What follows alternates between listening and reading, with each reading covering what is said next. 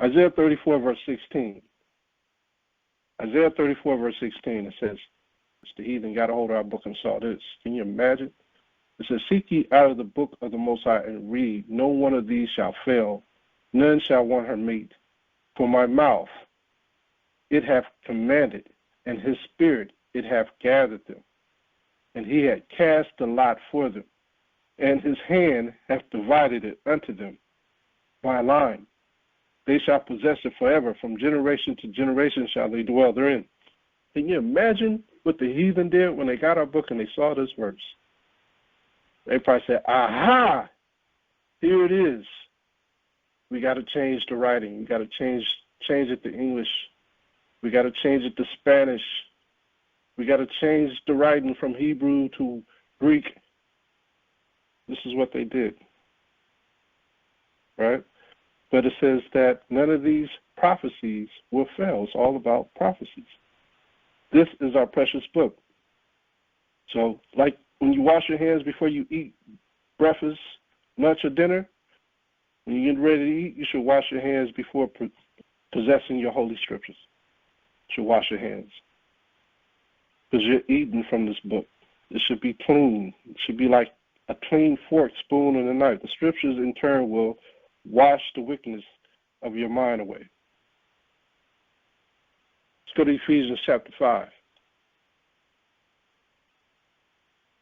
Ephesians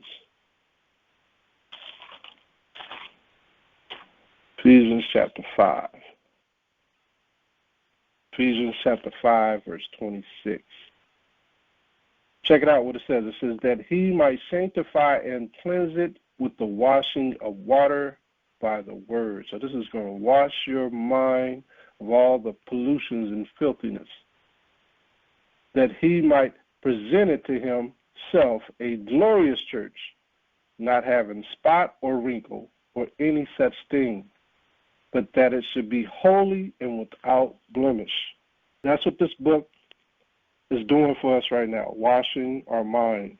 Not brain polluting it, it's washing the pollutions out of our mind. Let's go to Beth in Psalms 119. Remember I told y'all about the alphabet being in Psalms 119? Let's go to Beth. Aleph, Bet, verse 9. Psalms 119, verse 9. Wherewithal shall a young man cleanse his way? By taking heed thereto according to thy word. With my whole heart have I sought thee. Oh, let me not wander from thy commandments. So the commandments is how we wash ourselves. Okay? We wash ourselves this way. Let's go to 2nd Ezra in the Apocrypha. 2nd Ezra chapter 14, verse 34. 2nd Ezra chapter 14, verse 34. And it reads, therefore, if so be that you will subdue your own understanding, by washing your mind, this is what you're going to do. You're going to subdue your own understanding and reform your mind, reform your heart. Ye shall be kept alive. And after death, you shall obtain mercy. Y'all see that? So after death, you're going to obtain mercy. The Most High is going to bring your spirit to him. When a man dies, his body goes in the ground, and the spirit goes back to the Father. You're going to obtain mercy just by going back to the Father. The Most High is going to bring us back as warriors on this earth. All right? Now, the 8th most important thing is keeping the Sabbath. It's not really the 8th thing. It's the 4th greatest commandment, right? But in this lesson, we're just going to write things that are important to Israelites, which things that make us who we are, which are Israelites. The Sabbath. The Sabbath is important. No buying, no selling, no cooking, no doing your own thing other than the good of the Most High. For example, like what we're doing, we're teaching. You can walk while conversating on the law on the Sabbath day. You can walk with your brothers and sisters. Not run, but, just chill out. Just walk. Enjoy the day. Talk with your brothers and sisters. Learning, healing the sick. You can go heal the sick, tend to the sick, feed the poor. You can do these things on the Sabbath. Feed the poor meals that are already prepared, not something you got to cook. It's all a form of charity work. Emergency things could be taking place on the Sabbath.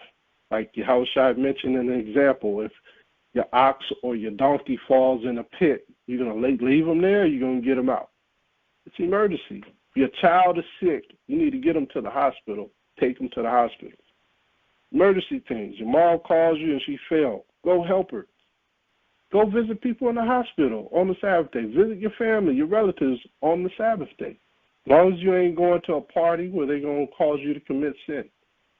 But on a chill level, go visit family. They ain't always doing stuff. Sometimes they're just chilling. You go visit them. However, we must always prepare for the Sabbath day. How do you prepare for the Sabbath day? Everything that you will want to get done, do it the day before evening, Friday evening. That's important. The Most High takes the Sabbath day seriously. Let's go to Exodus chapter 31. Exodus chapter 31, and we'll start at verse 12. And it reads, And the Most High spoke unto Moses, saying, Speak thou also unto the children of Israel, saying, Verily, my Sabbaths ye shall keep, for it is a sign between me and you throughout your generations, that ye may know that I am the Most High, that doeth sanctify you. Ye shall keep the Sabbath, therefore, for it is holy unto you. Everyone that defileth it shall surely be put to death.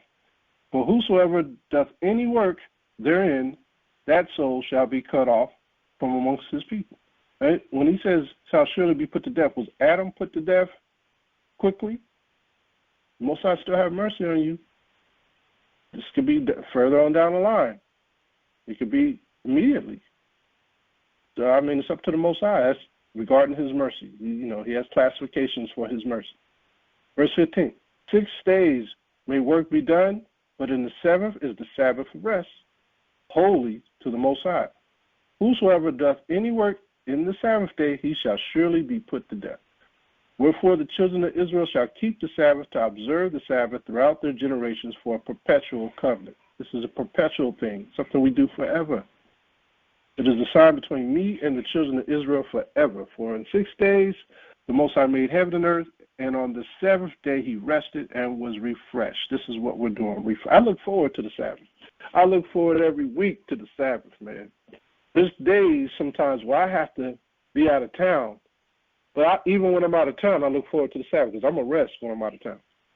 Verse 18, And he gave unto Moses, when he had made an end of communing with him upon Mount Sinai, 2 tables of testimony, tables of stone, written with the finger of the Most High. So the Sabbath day is important.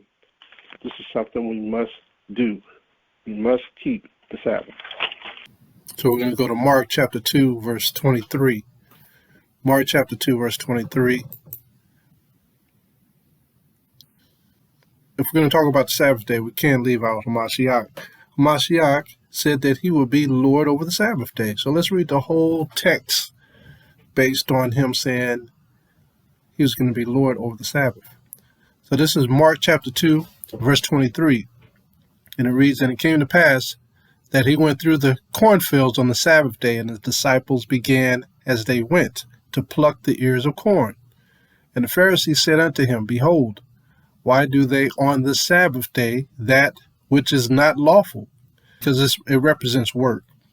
And he said unto them, Have ye never read when David did, when he had need, and was and hungered, he and they that were with him, how he went into the house of the Most High in the days of Abiathar, the high priest, and did eat the showbread, which is not lawful to eat, but for the priests, and gave also to them which were with him. And he said unto them, The Sabbath was made for man, and not man for the Sabbath. Now, a lot of people get tongue twisted on that right there. Therefore, the Son of Man is Lord also of the Sabbath. So here's HaMaShayach saying that he is the Adawan over the Sabbath. So people don't truly understand that right there. And the reason why he's saying that, we're going to go into it real quick. The reason why he says that is because he is going to be the HaMashayach over the Sabbath. He's going to be the outer one, the Lord over the Sabbath. Let's go to Hebrews chapter 4, verse 1. Hebrews chapter 4, verse 1. Now, this is going to give you an understanding prophetically what he was saying.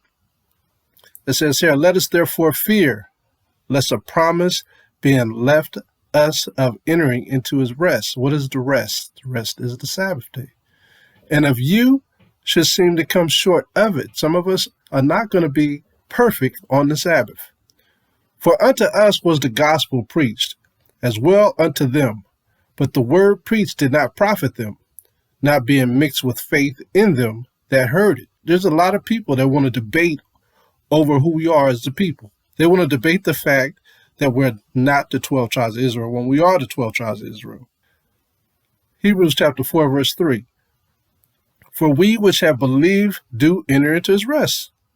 As he said, as I have sworn in my wrath, if they shall enter into my rest, although the works were finished from the foundation of the world.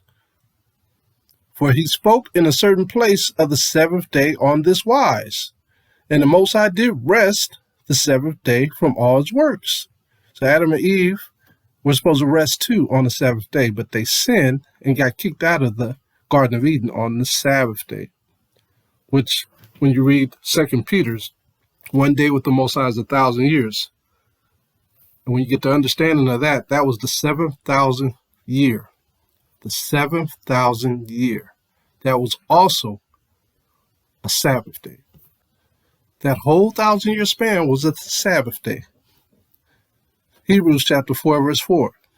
For he spoke in a certain place of the seventh day on his wise, and the Most High did rest the seventh day from all his works. And in this place again, if they shall enter into my rest. So we're going back to the kingdom. During the resurrection, we're going to be raised again, and we're going to go back into the kingdom. It says, and in this place again, if they shall enter into my rest, seeing therefore it remaineth that some must enter therein, and they to whom it was first preached entered not in because of unbelief. These brothers and sisters are not going to make it. They're not going to get a chance to see that 7,000-year period, which will really be 14,000 years. We're actually at the very end of the 13,000 year, going into early morning of the 14,000 year. All right, when you do the math, you figure it out. Let's go to Hebrews 4 and 7. Again, he limiteth a certain day, saying in David, today after so long a time, as it is said, today if you will hear his voice, harden not your hearts. For if Yahawashi had given them rest, then would he not afterward have spoken of another day? There remaineth therefore a rest to the people of the Most High, for he that is entered into his rest, he also hath ceased from his works, as the Most High did from his. So you have to practice on the Sabbath day to keep this day holy, so you can enter into his rest when it's that time to be resurrected. It's all the practice. Hebrews 4 and 11. Let us labor, therefore, to enter into that rest. Keep the commandments. Keep the 613 laws to the best of your ability, those that are active, and try to enter into his rest. Let us labor, therefore, to enter into the rest, lest any man fall after the same example of unbelief. Adam and Eve had unbelief. They believed in lies rather than truth. Hebrews chapter 4, verse 12. For the word of the Most High is quick and powerful and sharper than any two-edged sword, piercing even to the dividing asunder of soul and spirit and of the joints and marrow, and is a discerner of the thoughts and intents of the heart. That's the Holy Spirit.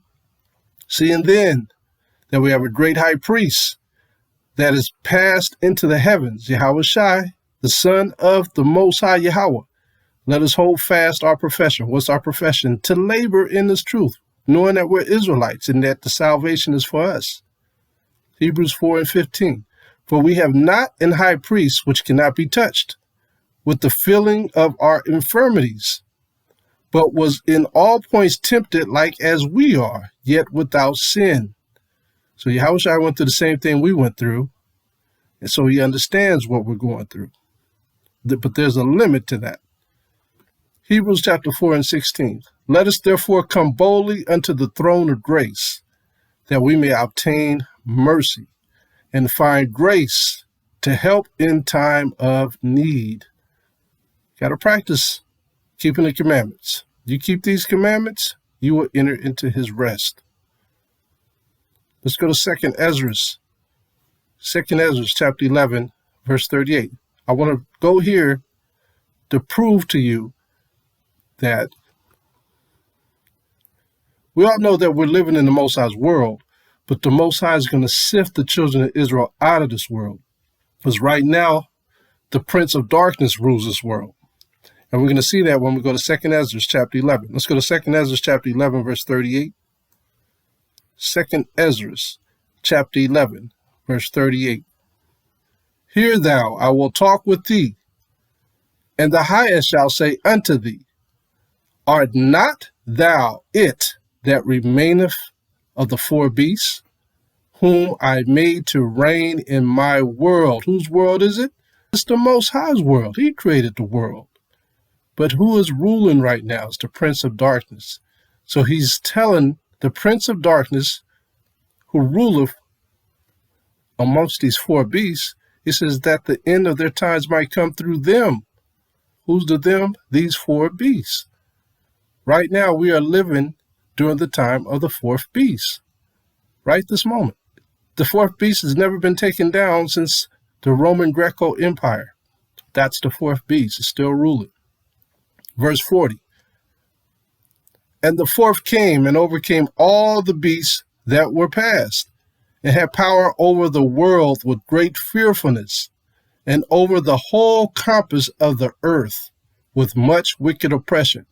And so long time dwelt he upon the earth with deceit. So he's still here. So all the lies, if you look at all the churches, they all teach a different doctrine from our Bible. And when they teach a different doctrine, it goes against everything that the covenants teach. The Sabbath day is on Sunday. That's not correct. Sabbath day is on the Shabbat, Friday sundown to Saturday sundown. That's the Sabbath day. Okay? There's many conflicts of interest throughout all the religions. The Most High never gave the Israelites a religion. He gave us laws, statutes, and commandments. Read Deuteronomy chapter 4. Going over these things, this is what makes us sincere Israelites.